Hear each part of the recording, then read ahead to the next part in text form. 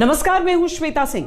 बीते 7 सालों में कुल 1133 उम्मीदवारों और 500 सांसदों विधायकों ने पार्टियां बदली हैं, लेकिन सबसे ज्यादा दल बदलू नेता कांग्रेस के रहे। 2014 से 2021 के दौरान कुल 222 नेताओं ने कांग्रेस छोड़कर दूसरी पार्टियों का दामन थाम लिया। इनमें 177 सांसद या विधायक थे। अब अमरिंदर सिंह ने पार्टी छोड़ दी तो दीवारों की चटकने की आवाजें दूर तलक सुनाई दे रही हैं और असर इतना बड़ा है कि संपूर्ण कांग्रेस में हलचल मची है। पंजाब के हालात कांग्रेस के सामने सिर्फ पंजाब तक की चुनौतियां नहीं पेश कर रहे, बल्कि लड़ाई दिल्ली तक पहुंची है। कांग्रेस में चल रहे सियासी पतझड़ के मौसम में पंजाब में दशकों तक अपनी शाखों पर कांग्रेस का झंडा फहराने वाला जो बड़ा पेड़ था वो गिर गया।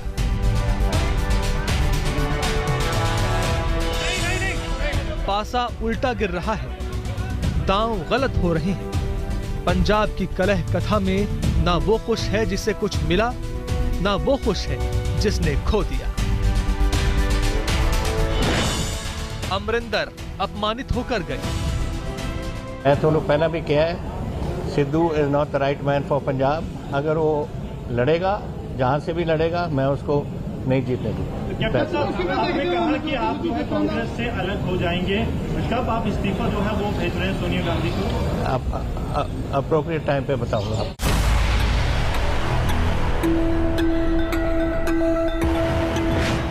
सिद्धू संगठन के भरोसे से गए। मकाम तक पहुंचांगे। मैं ना ते हाईकमांड ਨੂੰ गुमराह कर सकदा ते ना गुमराह होण दे सकदा।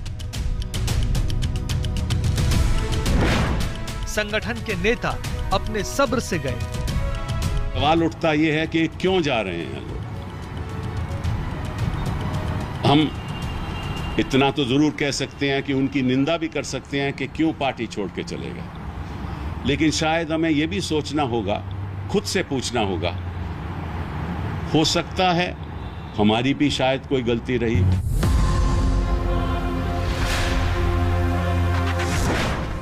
G23 के नेताओं ने फिर आवाज उठाई है। एक बात तो स्पष्ट है, हम जी हजूर 23 नहीं है। ये तो बात स्पष्ट है, ठीक है ना। हम अपनी बात रखेंगे और रखते जाएंगे, और जो अपनी मांगे हैं वो हम दोहराएंगे।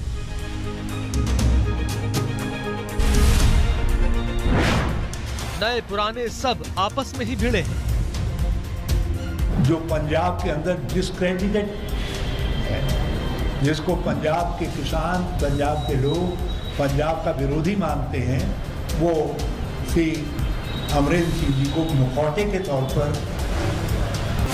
चुनावी समय में पार्टियों में नेताओं का आना जाना लगा रहता है, रूठना मनाना भी लगा रहता है, लेकिन चुनावी दहलीज पर खड़े पंजाब से कांग्रेसी क्लेश का जो शोर उठा है, उससे कांग्रेस की बुनियादों तक कंपन है। विरोध का हंगामा अपने ही खेमे में मचा है।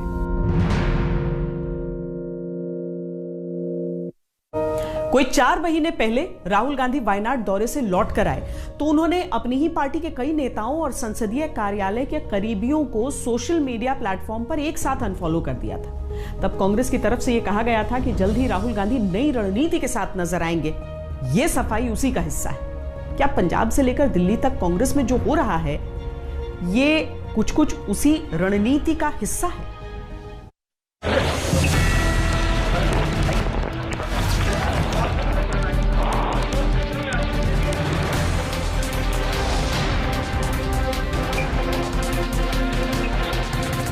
ऐसा नहीं है कि सब छोड़कर ही जा रहे हैं। हाँ, जब सब छोड़कर जा रहे हैं या छोड़कर जाने के लिए मजबूर किए जा रहे हैं, तब कुछ नए सदस्य कांग्रेस में जुड़ भी रहे हैं। इस पार्टी का अस्तित्व में होना लोकतंत्र के लिए बहुत ही जरूरी है। और जब पंत प्रधान कहते हैं, प्रधानमंत्री जी कहते हैं कि हम कांग्रेस मुक्त भारत चाहते हैं, मतलब आप विपक्ष मुक्त लोकतंत्र चाहते हैं। तो विपक्ष मुक्त लोकतंत्र कैसे होगा? मतलब एक पार्टी होगी, एक नेता होंगे, क्योंकि यहाँ से लोग निकल करके वहाँ जा रहे हैं। तो मैं समझता हूँ कि कांग्रेस का होना लोकतंत्र के लिए और देश के लिए बहुत ज़रूरी है। कुछ भी करके इस मुल्क के संविधान लोकतंत्र और आइडिया ऑफ इंडिया को बचाना चाहिए। और यदि उसको बचाना है तो मुझे उनके साथ खड़े रहना है जिसने स्वतंत्रता के आंदोलन में न केवल कंट्रीब्यूट किया है, उसको लीड किया है, अंग्रेजों को यहां से खदेड़ कर दिखाया है। और इसीलिए आज मैं इंडियन नेशनल कांग्रेस की इस मंच पर आपके साथ खड़ा हूं। ये माना जा रहा है कि नए नेताओं का पार्टी से जुड़ना राहुल गांधी की पुरानी प्रयोगशाला का नया प्रयोग है। वो फिर से यूथ ब्रिगेड बनाने की तैयारी कर रहे हैं, जैसे पहले कभी बनाई थी।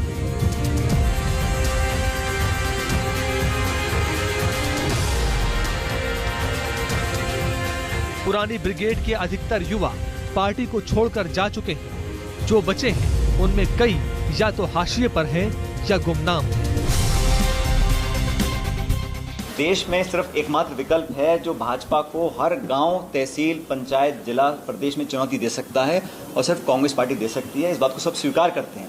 इसलिए सभी विपक्ष के दलों को मिलकर काम करना चाहिए और अपने छोटे मोटे अंतर विरोध अगर हैं भी किसी के, तो बड़े लक्ष्य के लिए उसको अलग रखकर देश का चुनाव इकट्ठा लड़ना चाहिए।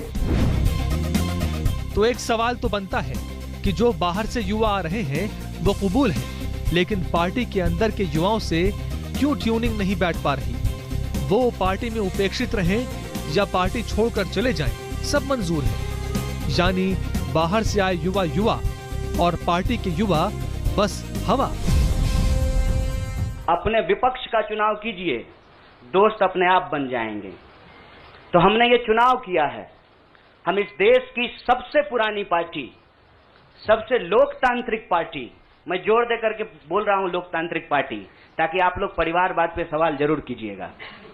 लोकतांत्रिक पार्टी में हम इसलिए शामिल होना चाहते हैं कि हमको लगता है, और सिर्फ हमको नहीं लगता है, इस देश के लाखों करोड़ों नौजवानों को ये लगने लगा है कि अगर कांग्रेस नहीं बचा तो देश नहीं बचेगा। बात अगर पार्टी से युवाओं को ही जोड़ने की है तो उत्तर प्रदेश से कांग्रेस के पूर्व विधायक ललतेश पति त्रिपाठी का पार्टी छोड़ना सबसे बड़ा सवाल है कांग्रेस के सामने। ललतेश के परदादा कमलापति त्रिपाठी और गांधी परिवार के बीच कम से कम 100 वर्षों का संबंध था। कमलापति त्रिपाठी कांग्रेस के कार्यकारी अध्यक्ष रह चुके थे। उत्तर प्रदेश के मुख्यमंत्री इंदिरा गांधी और राजीव गांधी के बेहद करीबी ललतेश के दादा उत्तर प्रदेश में बरसों कैबिनेट मंत्री रहे। दादी सांसद रही, पिता भी चंदौली से सांसद रहे। खुद ललतेश मिर्जापुर की मड़िहान सीट से विधायक रहे। ललतेश कांग्रेस के पास जितिन प्रसाद के जाने के बाद से ऐसा बड़ा ब्राह्मण चेहरा थे जो पश्चिमी वोटर्स पर असर डाल सकते थे। यानी रणनीति के लिहाज से भी बीजेपी ने जितिन प्रसाद को लेकर जो तैयारी की है, पश्चिमी वोटर्स के बीच ललतेश उसकी काट थी। लेकिन अब वही ललतेश कांग्रेस को छोड़ चुके हैं। वो सुष्मिता देव जो महिला कांग्रेस की अध्यक्ष रही, सांसद रही, उन्होंने भी इसी दौर में कांग्रेस को छोड़ा है। अगर बात युवाओं को जोड़ने की है तो पार्टी के युवाओं का मोह भंग क्यों हो रहा है, ये बात सोचने वाली है।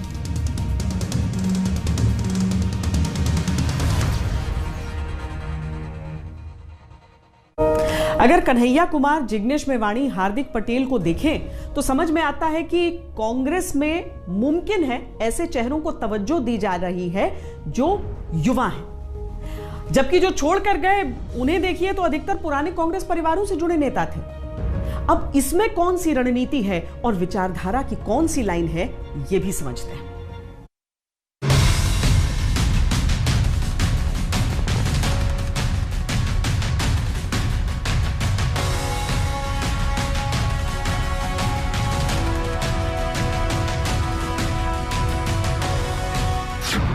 देश के लाखों करोड़ों नौजवानों को ये लगने लगा है कि अगर कांग्रेस नहीं बचा तो देश नहीं बचेगा। इस मुल्क के संविधान, लोकतंत्र और आइडिया ऑफ इंडिया को बचाना चाहिए।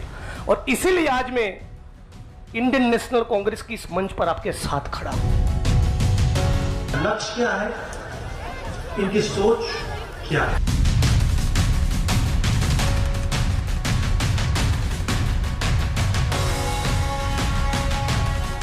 ये हो सकता है कि विवादित लेकिन चर्चित नेताओं को आउटसोर्स करके कांग्रेस युवाओं की पार्टी न रहने का ठप्पा हटाने की कोशिश कर रही हो, लेकिन क्या उसके लिए सब मंजूर है, ये बात भी सोचने वाली है।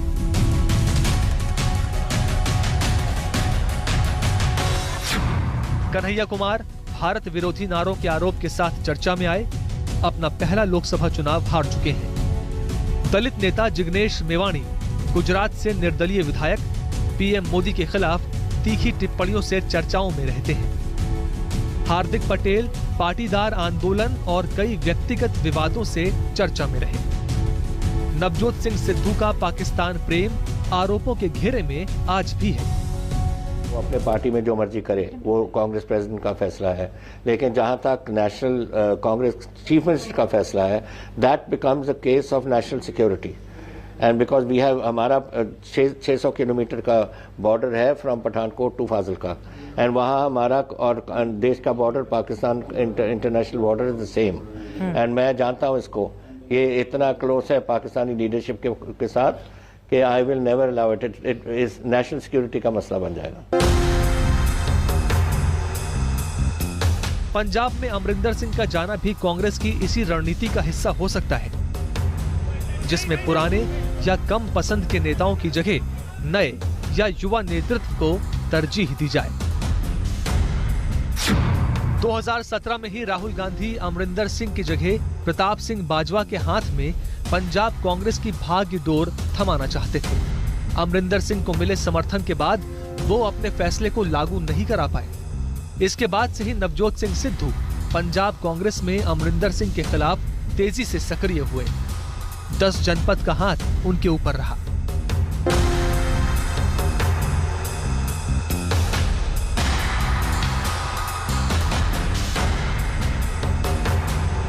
अब वही सिद्धू कांग्रेस को ठीक चुनावों से पहले मझधार में फंसा चुके हैं।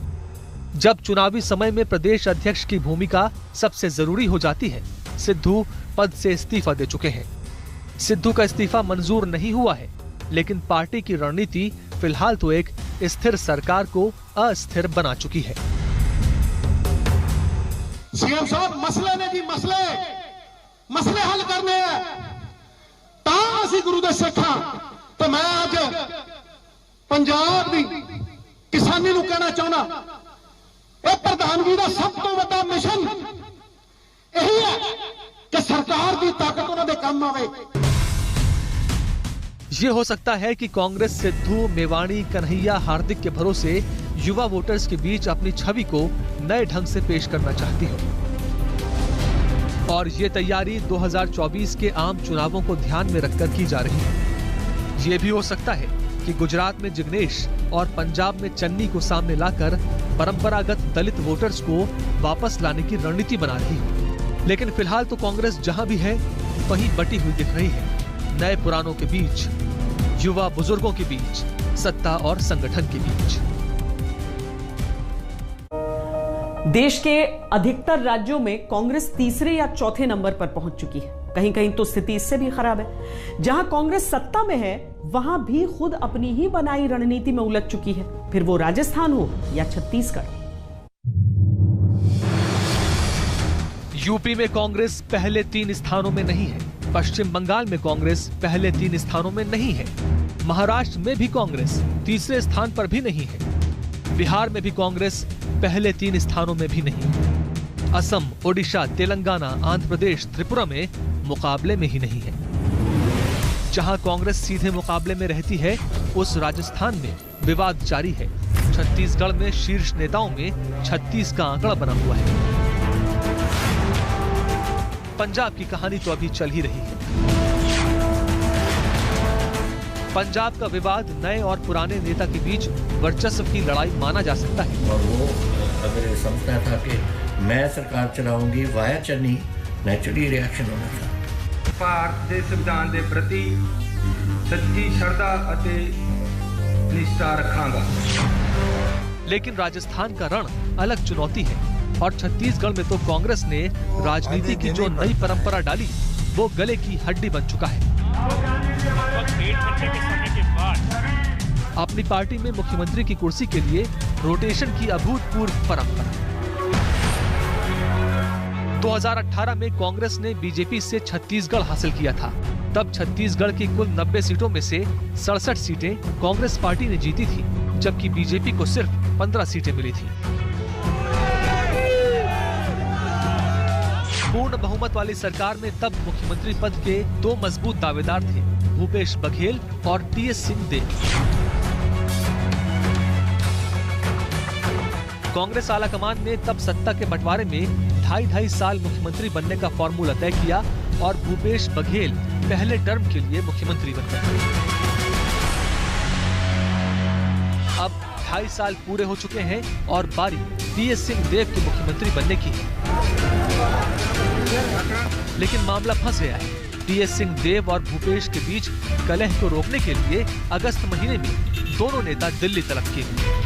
दोस्तों के साथ जा सकते हैं, आप लोग भी मित्रों के साथ घूमते हैं, पत्रकार लोग, इसका मतलब वहाँ खबर हर समय खबर मिलती है क्या?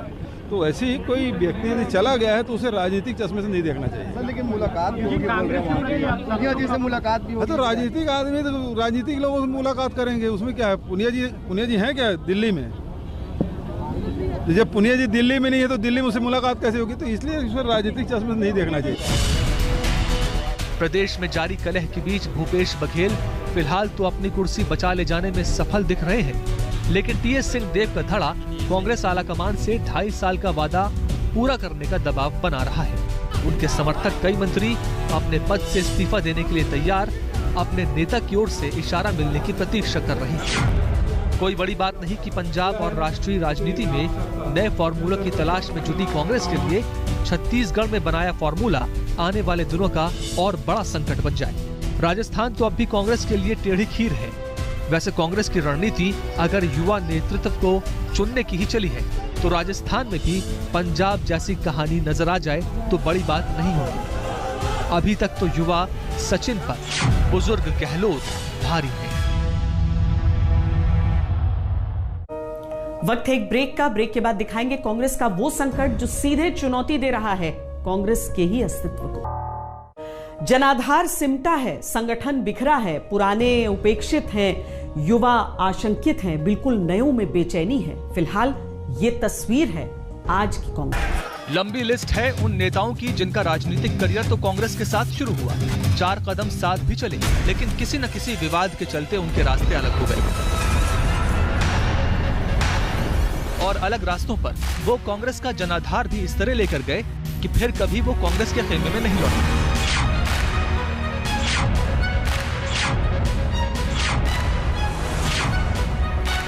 उदाहरण के तौर पर 1982 में कांग्रेस महासचिव राजीव गांधी की नाराजगी के चलते आंध्र के तत्कालीन सीएम टी अंजय्या को इस्तीफा देना पड़ा।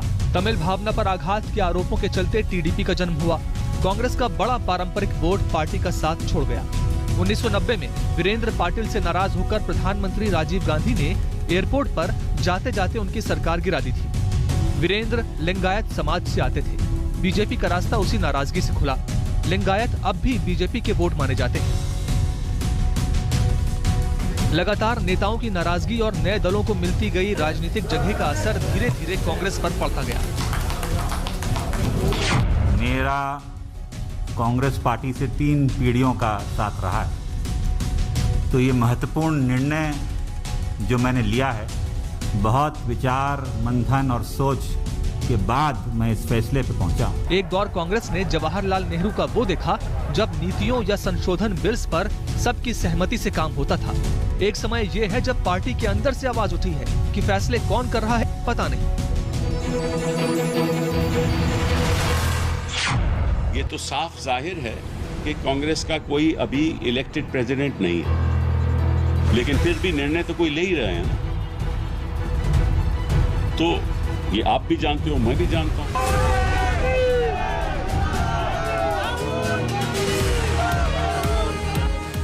नेहरू इंदिरा के समय तक जो कांग्रेस पार्टी 42 से 45% वोटों के साथ लगभग 65% सीटें जीती थी, जिसने 1957 के आम चुनावों में 47.8% वोटों के साथ शानदार जीत हासिल की। 1984 में इंदिरा गांधी की हत्या के बाद 48.1% वोटों का रिकॉर्ड बनाया। वो पार्टी 2000 से 2010 के बीच 25 से 28% तक आ गई।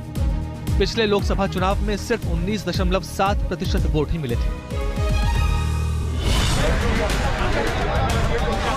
पार्टी से जनाधार वाले नेताओं की दूरी की इसी कड़ी में कैप्टन अमरिंदर सिंह का नाम भी अब जुड़ गया है।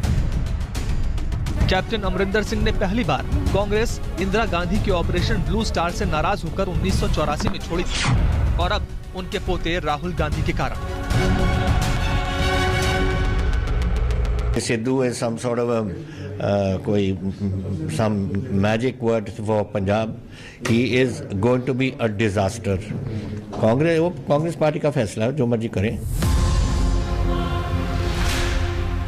अमरिंदर की कांग्रेस से विदाई भले ही भविष्य की रणनीति या राजनीति का हिस्सा हो, लेकिन कहानी अपने पुराने इतिहास को फिर से दोहरा सकती है। इतिहास नेताओं के साथ उनका जनाधार भी पार्टी से खिसक जाता है। पंजाब के सीमावर्ती जिलों सहित कम से कम 30 से 35 सीटों पर अमरिंदर सिंह का सेना कनेक्शन काम करता रहा है। अगर अमरिंदर सिंह ने नई पार्टी बनाई तो 30 से 35 सीटों का वोट बैंक कांग्रेस के खाते से माइनस भी हो सकता है। अमरिंदर सिंह ने लंबे समय तक पंजाब कांग्रेस की राजनीति को संभाला और उनका एक अपना जनाधार तैयार हुआ, जिसके चलते कांग्रेस के पंजाब में वोट बैंक पर कभी ज्यादा असर नहीं पड़ा। 2012 में बीजेपी अकाली सरकार बनी थी, लेकिन अमरिंदर सिंह के नेतृत्व में कांग्रेस का वोट शेयर 40% था, बीजेपी का 7% और अकाली का 35%। 2017 में जब सरकार बनी तब आम आदमी पार्टी की चुनौती भी शामिल थी, लेकिन कांग्रेस ने 38% वोट शेयर के साथ सरकार बनाई। बीजेपी 5, आप 24 और अकाली 25% पर रह गए। 2019 के लोकसभा चुनावों में भी कांग्रेस का वोट शेयर 40% बना रहा, जबकि बीजेपी का 10%, आप का 7 और अकाली का 28% रहा।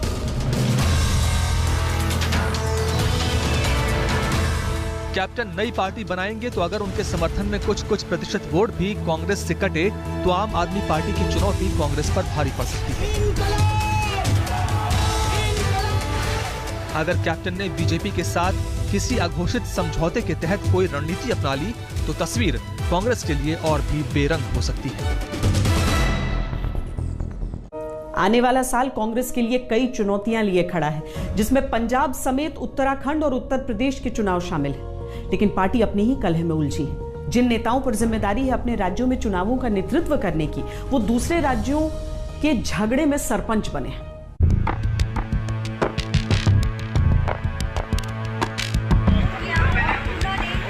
कभी दिल्ली, कभी चंडीगढ़ तो कभी देहरादून। हरीश रावत कभी पंजाब के झगड़े के चक्कर में उत्तराखंड से दिल्ली के चक्कर काट रहे हैं, तो कभी दिल्ली से चंडीगढ़ के, तो कभी चंडीगढ़ से वापस दिल्ली के। तो एक सम्मानजनक उद्बोधन समझ करके पंजाब के वो पार्टी प्रभारी हैं और उत्तराखंड में चुनाव प्रचार समिति के अध्यक्ष, लेकिन मौजूदा हालात में वो दोनों ही जगह पर्याप्त समय नहीं दे पा रहे हैं। गलतियां तो हर इंसान से होती है, विनम्रता के साथ और डेमोक्रेटिक वे में सारी चीजें देखते सहते भी काम किया है। उससे कहीं ऐसा नहीं लगेगा कि मैंने पंजाब या किसी पंजाबी प्रा के दिल को दुखाने का काम किया। न पंजाब में ऑल इज वेल हो पा रहा है, न उत्तराखंड में कांग्रेस का चुनाव प्रचार सही से लय पकड़ पाया है। उत्तराखंड में हरीश रावत के इशारे पर ही कांग्रेस ने काफी फेरबदल किया है।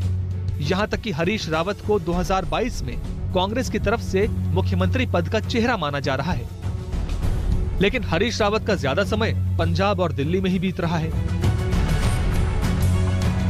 उत्तर प्रदेश चुनावों के लिए कांग्रेस कई तरह की तैयारियां तो कर रही है, जिसमें सोशल मीडिया एक्सपर्ट्स की भी मदद ली जा रही है और प्रत्याशी चयन में बूथ स्तर पर मजबूत प्रत्याशियों की तलाश कर रही है। लेकिन पंजाब के झगड़े में प्रियंका गांधी का ध्यान भी कभी सिद्धू तो कभी दूसरे असंतुष्टों पर लगा हुआ है। प्रियंका गांधी उत्तर प्रदेश का दायित्व संभाल रही हैं और उनके सामने कांग्रेस को संगठन स्तर पर मजबूत करने की बड़ी जिम्मेदारी है और समय कम बचा है। लेकिन न सिर्फ पंजाब का क्लेश, बल्कि राजस्थान और छत्तीसगढ़ की कांग्रेस कलह की वजह से उनका फोकस लगातार बटा हुआ है। कुल मिलाकर स्थिति ये है कि पंजाब की स्थिर सरकार नीतियों और निर्णयों की वजह से अस्थिरता के माहौल में है। जहां कांग्रेस लड़कर अपनी जगह बनाने की कोशिशें कर रही है, वहां संगठन के स्तर पर अभियान शुरू करने में देरी हो रही है, जबकि उत्तराखंड हो या उत्तर प्रदेश, अन्य दलों की तैयारियां काफी आगे चल रही हैं। 4.5 वर्ष प्रदेश के अंदर सुशासन को समर्पित थे, लोक कल्याण संकल्प पत्र के अनुसार सुशासन को समर्पित थे, और हम लोगों ने अपने आवास नहीं बल्कि हम लोगों ने प्रदेश के 42 लाख गरीबों के आवास बनाए। सारा पानी का इंतजाम करा, टॉयलेट का इंतजाम करा। मध्य प्रदेश में भी उपचुनाव होने हैं, लेकिन वहां भी संवाद और विवाद का मुद्दा छोटा नहीं है, और युवा नेतृत्व वाला मुद्दा मध्य प्रदेश में काफी समय से कांग्रेस की लिस्ट में लंबित है। एक ज्योतिरादित्य सिंधिया थे, लेकिन अब वो बीजेपी के मुकुट में जड़े हैं।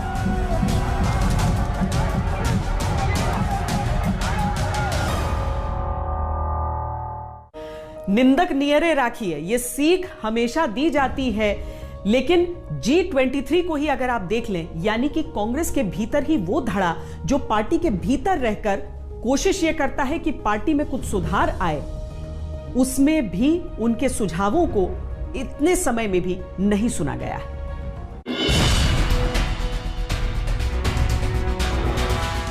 राज्यों की किचकिच अलग कहानी है। राज्यों में नेताओं के आपसी टकराव के किस्से भी अलग हैं। अब तो मुश्किल ये है कि पार्टी में ही कई गुट बन चुके हैं।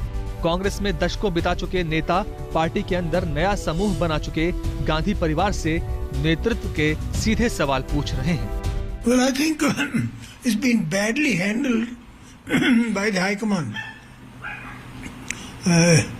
Sidhu